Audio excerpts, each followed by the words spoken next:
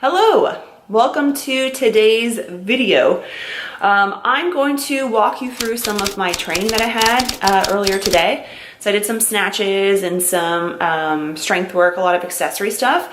And then we're gonna dive into my macros and the current diet approach, I guess you can say, that's referred to as carb cycling. So I'm going to tell you guys a little bit about carb cycling, why you'd want to do it, and the different ways you can implement it in your diet. So I will see you after I lift.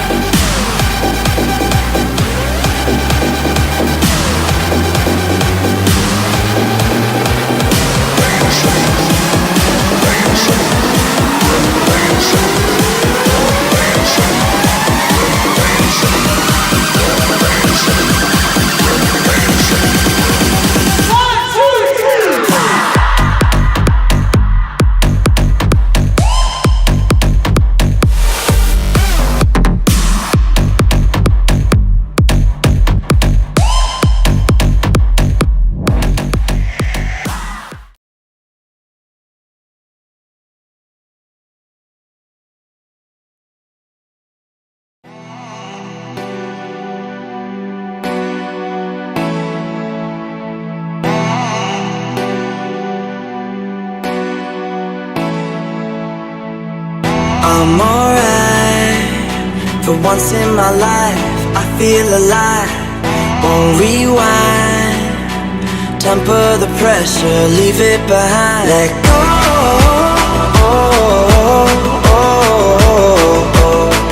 Let go.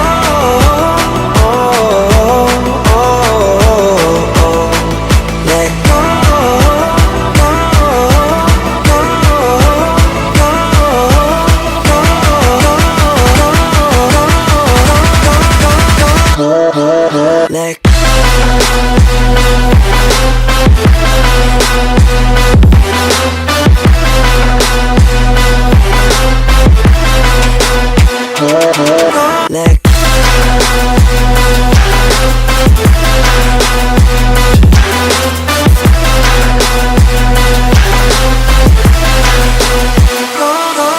Let go. Let go. Let go.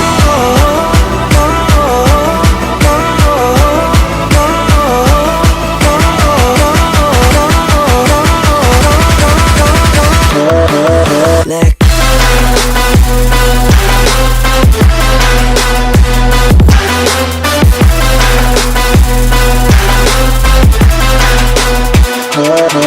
Let go.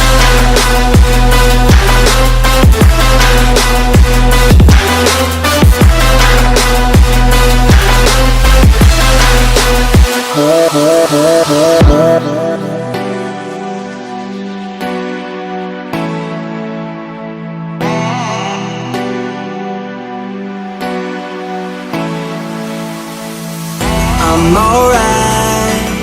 For once in my life, I see the light. Won't rewind. Release the tension, leave it behind. Let go.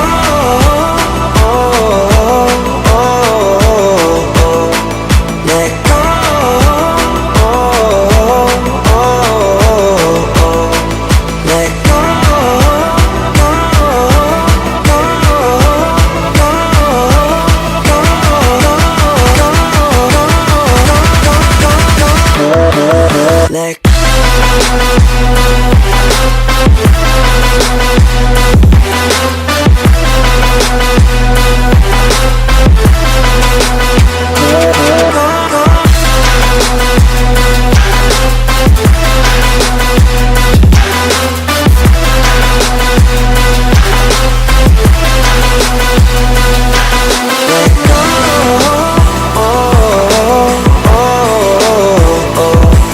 Let go.